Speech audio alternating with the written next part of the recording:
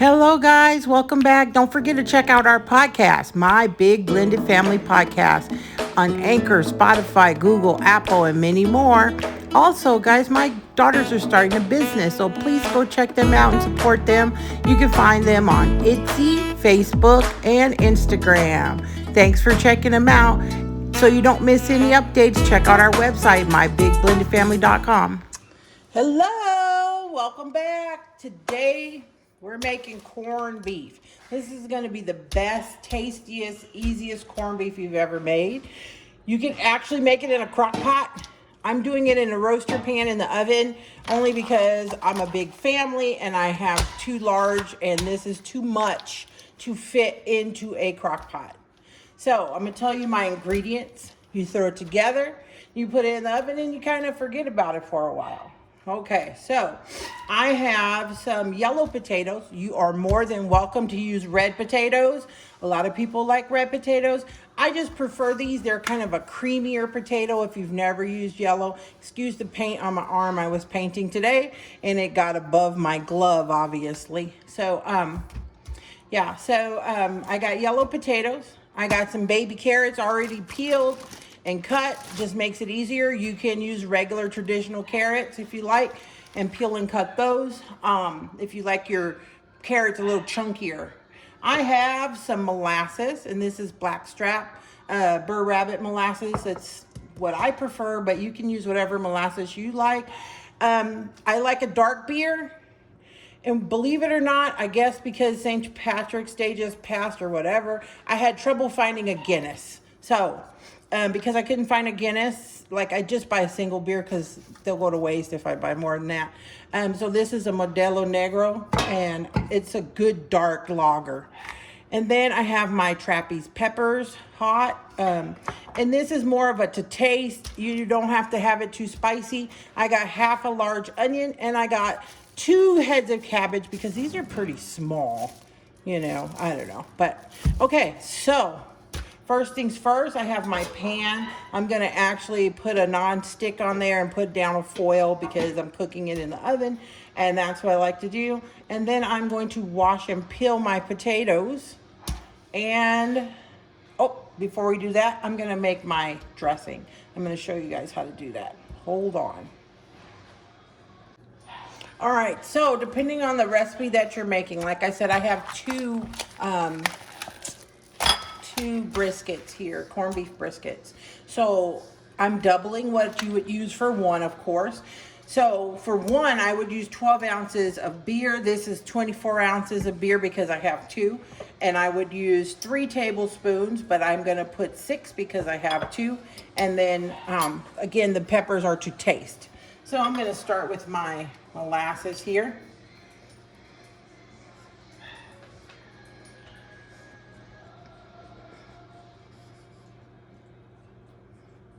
It's quite thick. So I know I'm kind of missing the, St. Patrick's Day window. Good thing I'm not Irish, right? And then, you may catch the brisket on sale now that St. Patrick's has passed and everybody's bought all they wanted, and now it's probably marked down, which is a good deal. I did have intentions of making it on St. Patrick's Day, but after work, I just didn't feel up to it, and I didn't get up early enough to do it before work and throw it in a crock pot or anything, so, which is good because I actually like it better in the oven. Crock pot's good, but I like it better in the oven.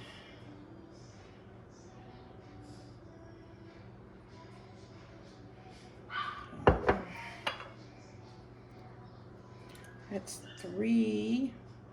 Hopefully I don't lose count. I do that. I start talking and then I go, okay, what number am I on? Where am I at? So this is 4, right? See, I did it already.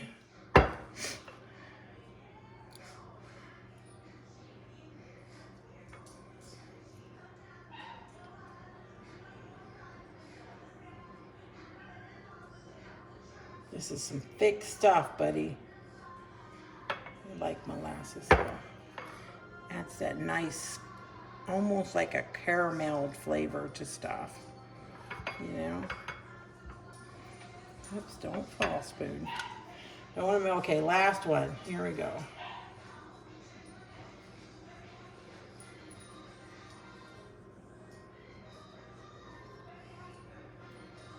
Ooh. All right, we got our molasses in there. Now I'm gonna kind of dilute it with my beer here.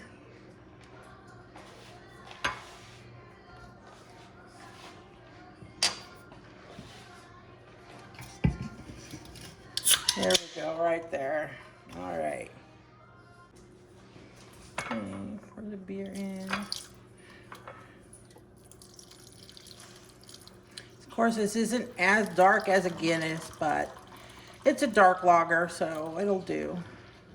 Guinness is my favorite to cook this with, of course. But Guinness is kind of strong for some people, so if you're not a fan of the really dark, you might want to try this beer instead, because it's not as I don't know what's the word, strong in flavor. Just kind of get that molasses off the bottom of the bowl here. You can see it's still down there.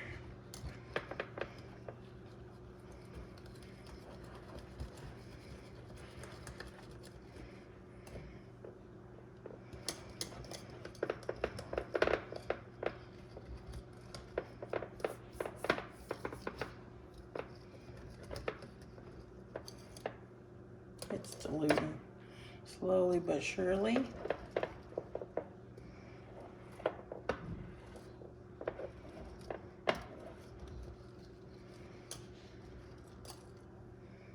It's a little bit. You can see I got most of it diluted into the beer.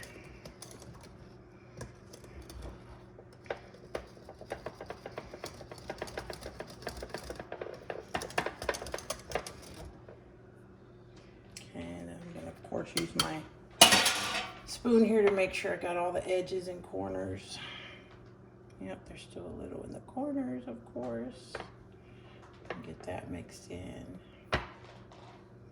Got it all mixed in. Yum, yum. Yum, yum. There we go. All right. Then again, these are to taste. So I'm just going to take the top off so I can actually get to the chili peppers, because that's what I want in there. And you guys know me, I like spicy. It's not that it's hot. It doesn't even really make it hot. There's something about the little pickling flavor, though, that helps to me.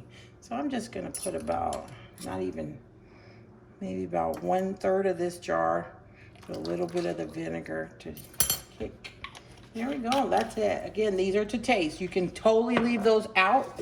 If this is your first time doing a beer recipe, I would recommend leaving it out so you can see the difference in flavor. Pour the rest of this beer in there. Then I'm going to sit this to the side while I prepare everything else. All right. Hey there. So, I was just really wondering, we celebrate in America all kinds of holidays. And if there's any people that are truly Irish out there, tell me what St. Patrick's Day means to you. It's kind of like we celebrate Cinco de Mayo, but it's not really Mexican Independence Day, which is in September. So, you know, we just look for a reason to, I guess, party. You know, Cinco de Mayo, we got the margaritas. St. Patrick's Day, we got the green beer. So, what do you celebrate if you're Irish? What is your real holidays? And do you really like corned beef and cabbage? Is it a staple, or is it a special occasion food? That's what I want to know. So I'm peeling all my potatoes. I'm going to leave these whole. I'm going to peel them and wash them and leave them whole because they're yellow potatoes and they will cook away.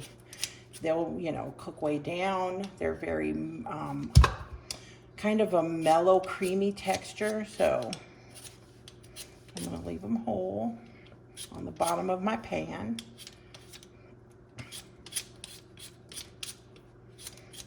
And we'll cover them with some of those carrots and the onions.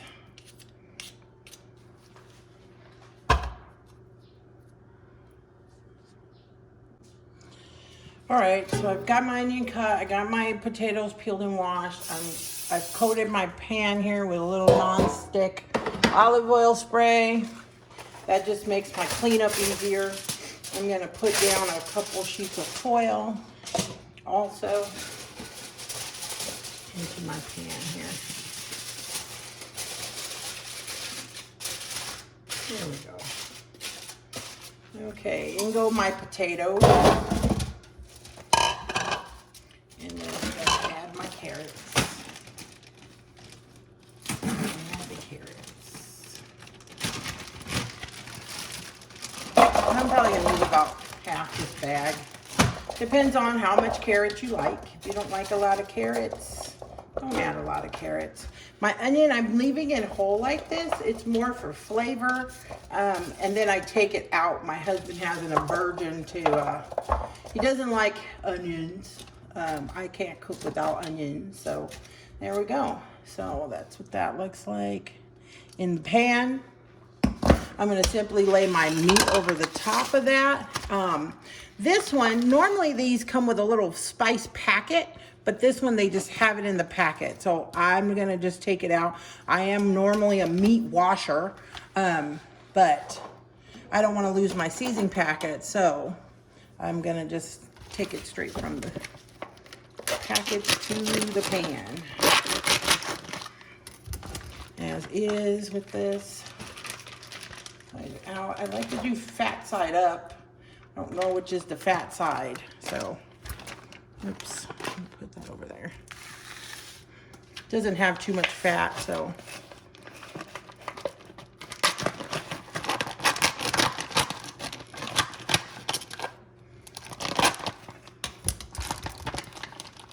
lay these right over the top, like so. They can keep all that extra blood. I don't need it. So I got that, just like that, okay? And then I'm gonna simply take this and pour it all over the top. Here we go. I'm gonna get another sheet of foil paper here, and I'm gonna cover it and put the lid on. And then this is going in the oven, just like this. 275, let me get it right. At 350 for 2 hours. Then after 2 hours, I'm going to slice and cut my cabbage, put that on top, and put it back for 1 more hour. So it's 3 hours total. 2, add the cabbage, 1 more. All right, so let's do it. All right, so I'm cutting up my cabbage so it'll be ready for that. Pouring out the middle here. I put the cabbage in last because cabbage kind of cooks fast, and I like it a little al dente. I don't want it to mush completely away. All right, let me rinse this.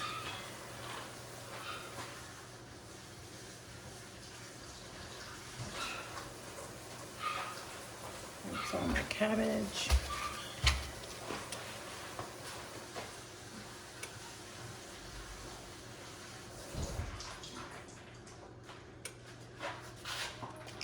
I'm just gonna kind of rough cut it. There'll be pieces that fell off. It doesn't have to be too small. Just that's good enough. And then I'll have this all ready when the food's ready. Just gonna cut it in some pieces here.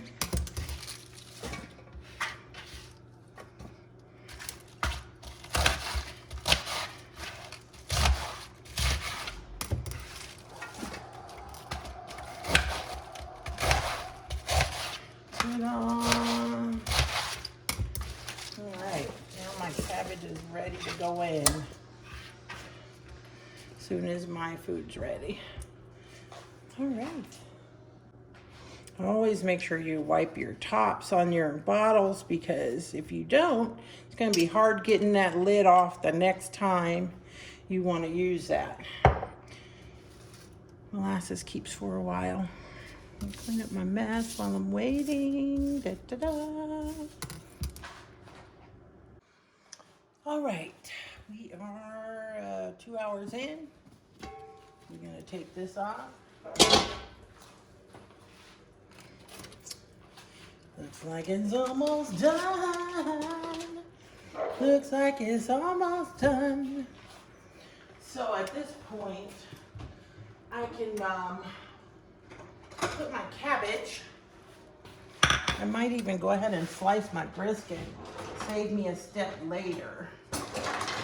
So first, let me get a cutting board.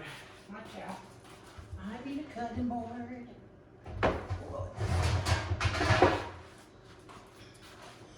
Get a cutting board. Put that over there for the onion. The onion. Let's see. I think she's just about done here. Oh yeah, it's got that texture. So I got this plate over here to, like I said, I removed the onion, which is why I leave it whole, but I have all that onion flavor in there already from the onion cooking in. So that's how that is. And these potatoes, you can see they are fall apart. I can just sink my my tongs right into them. So I'm going to go ahead and slice this meat. I always forget, is it against the grain, with the grain? Yep, that's the wrong way. It's supposed to be against the grain. So put my little peppers in there, and I'm gonna turn it this way and slice it. And you slice it how thick or thin you like your meat. My tongues are going right through this too in 2 hours. So really all I need to do is steam my cabbage. The rest is done.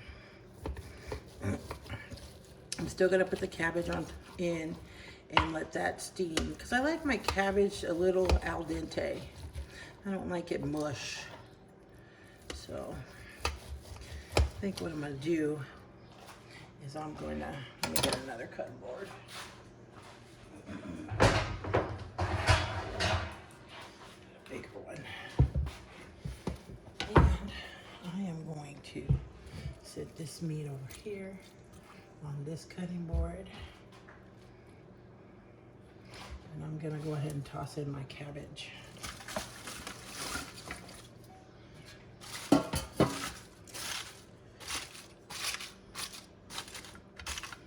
And what I'm gonna do is I'm gonna cover this and stick it back in the oven while I slice up my meat. And that way, it'll be ready to serve real soon here.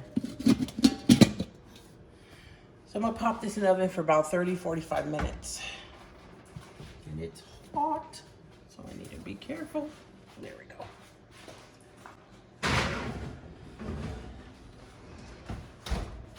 Okay. So 30-45 minutes, and then I'm gonna mix this sliced corned beef into it. A little taste.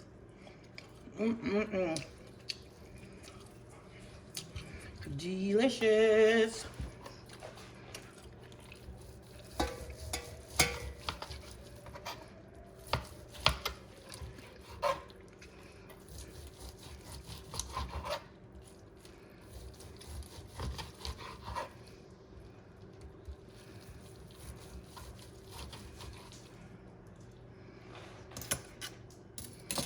So good. I'm gonna show it to you guys up close. Look at that.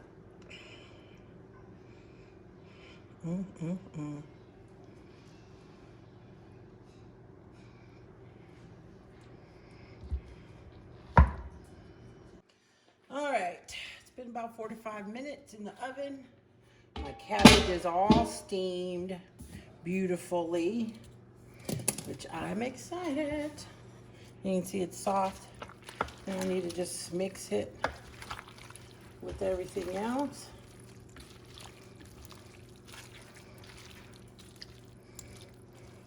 Perfect. Add in my corned beef that I sliced. There we go. Holy crap, that looks yummy, yummy, yummy for my tummy. Yeah, I'm just gonna fold that into the cabbage here.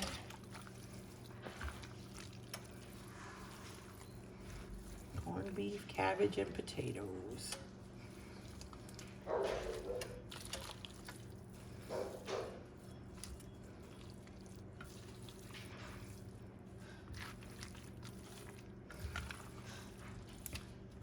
There's a few carrots in there somewhere.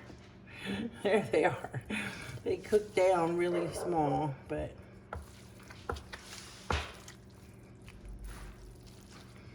so I'm telling you, this is probably one of the simplest, most delicious corned beef recipes you're gonna have. So give it a try and then comment below and let me know what happened.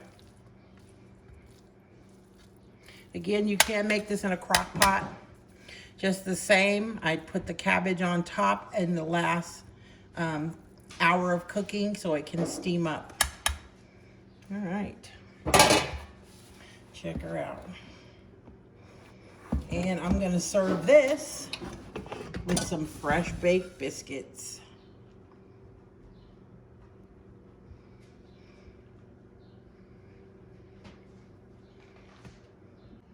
There she is, a beauty to behold. Now, time for my taste test dummy. Okay.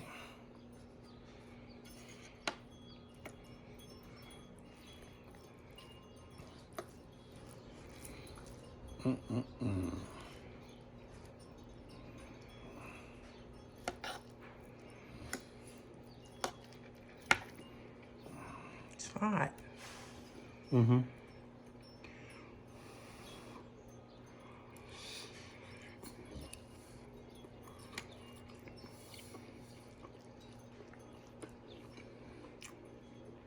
Mmm.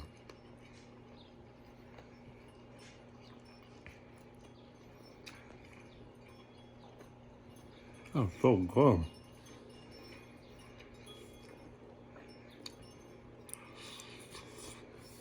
Cabbage isn't overcooked.